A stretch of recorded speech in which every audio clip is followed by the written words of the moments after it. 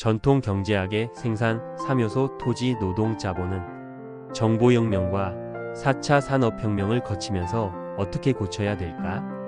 정보혁명과 4차 산업혁명을 거치면서 전통적인 생산 3요소인 토지, 노동, 자본의 중요성이 변화하고 있으며 새로운 요소들이 그 자리를 대체하거나 추가되어야 한다는 주장이 광범위하게 제기되고 있습니다. 가장 널리 논의되는 수정 방향은 다음과 같습니다. 1. 전통적 3요소의 변화와 새로운 요소의 등장. 토지는 데이터 또는 정보로 수정. 전통적인 토지자연 자원의 중요성이 감소하고 데이터와 정보가 생산과 가치 창출의 가장 기본적인 원료가 되었습니다. 데이터와 정보의 역할은 빅데이터, 인공지능 AI 등의 핵심 자원으로 새로운 상품과 서비스를 창출하고 생산성을 극대화하는 디지털 시대의 원료 역할을 합니다. 데이터는 비경합적이라는 점에서 전통적인 토지와 근본적인 차이가 있습니다. 노동은 지식 또는 아이디어 및 창의성으로 수정. 단순 반복적인 육체 노동의 중요성이 로봇 및 AI에 의해 대체되면서 감소하고 고도의 지식, 아이디어, 그리고 창의적인 인적 자본의 가치가 핵심이 됩니다. 지식과 아이디어의 역할로는 혁신적인 제품, 서비스, 비즈니스 모델을 창출하는 원동력이며 기술 변화를 주도하는 핵심 요소입니다. 경제학자 폴 로머는 생산 3요소를 재료, 사람, 아이디어로 대체해야 한다고 주장하기도 했습니다. 자본은 기술 혹은 알고리즘, 그리고 소프트웨어, 자본으로 수정. 물리적인 공장이나 기계와 같은 유형 자본의 중요성도 여전하지만 생산성 증대의 핵심은 기술과 알고리즘, 특히 소프트웨어 자본으로 이동하고 있습니다. 기술 알고리즘의 역할은 AI 알고리즘, 블록체인, 클라우드, 컴퓨팅 등의 지능 정보 기술은 생산 과정을 혁신적으로 효율화하고 자동화하는 핵심적인 도구 역할을 합니다. 이는 특히 4차 산업혁명 시대의 생산성을 결정짓는 중요한 요소입니다. 2. 생산 3요소를 대체할 새로운 조합.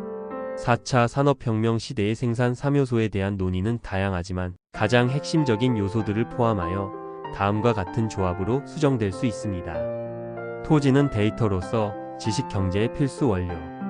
노동은 지식 및 인적 자본으로 창의성 및 문제 해결 능력. 자본은 기술 및 알고리즘으로 자동화 및 효율화의 핵심 도구. 이와 함께 이러한 요소들을 결합하여 새로운 가치를 창출하는 능력인 기업가 정신을 여전히 제4의 요소로 중요하게 포함하는 것이 일반적입니다. 즉, 이 새로운 3요소의 기업가 정신을 더하여 생산의 4요소로 보는 관점도 유효합니다. 전통적인 생산 요소 토지, 노동, 자본의 유한성을 전제로 하는 한계 효용. 체감의 법칙은 정보혁명과 4차 산업혁명 시대의 새로운 생산 요소, 특히 데이터와 지식의 등장으로 인해 그 원칙이 수정되거나 적어도 적용 범위가 크게 달라져야 합니다. 1. 전통적인 한계효용 체감의 법칙. 한계효용 체감의 법칙은 재화나 서비스를 한 단위 추가로 소비할 때 얻는 추가적인 만족이 점차 줄어든다는 원칙입니다.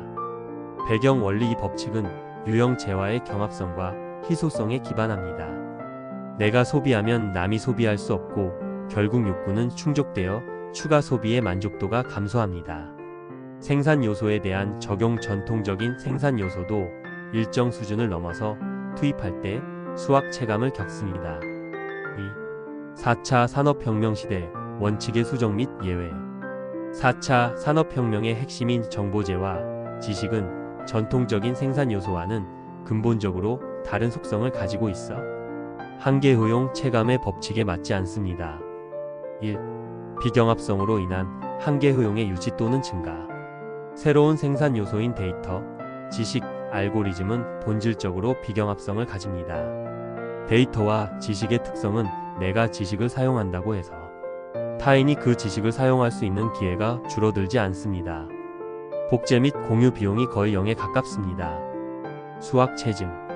오히려 지식이나 기술이 널리 사용될수록 더 많은 가치를 창출하며 새로운 혁신과 결합하여 한계 효용이 체증하거나 최소한 감소하지 않는 현상이 나타납니다. 예시 인공지능 AI 알고리즘은 한번 개발되면 수많은 기업과 사용자에게 동시에 적용될 수 있으며 사용자가 늘어날수록 더 많은 데이터가 쌓여 알고리즘의 성능 효용이 더욱 향상될 수 있습니다. 2.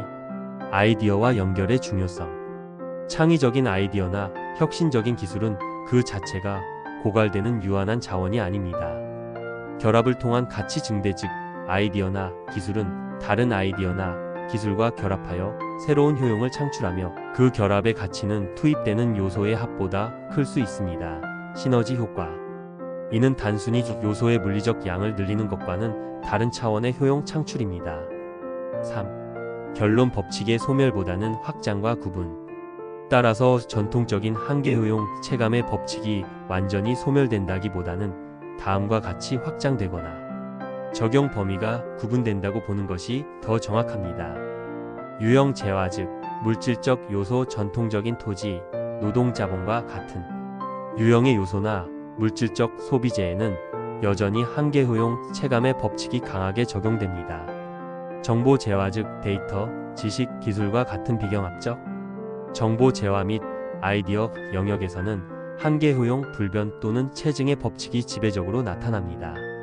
이러한 이원화된 경제 원리는 현대 경제학에서 디지털 경제와 지식 기반 경제를 분석하는 핵심 틀이 되고 있습니다. 현대 경제학에서 얘기하는 디지털 경제와 지식 기반 경제를 분석하는 내용은 무엇인가?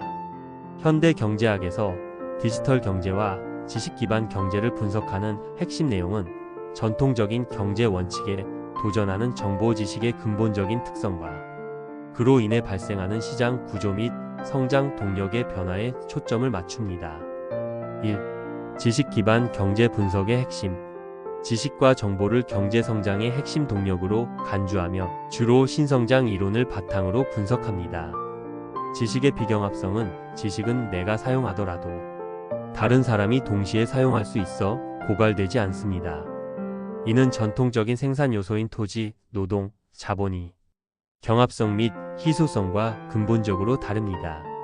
수학 체증, 즉 지식과 아이디어는 한계 효용이 체감하는 것이 아니라 오히려 사용과 결합을 통해 더 큰 가치를 창출하는 수학 체증 현상을 보입니다.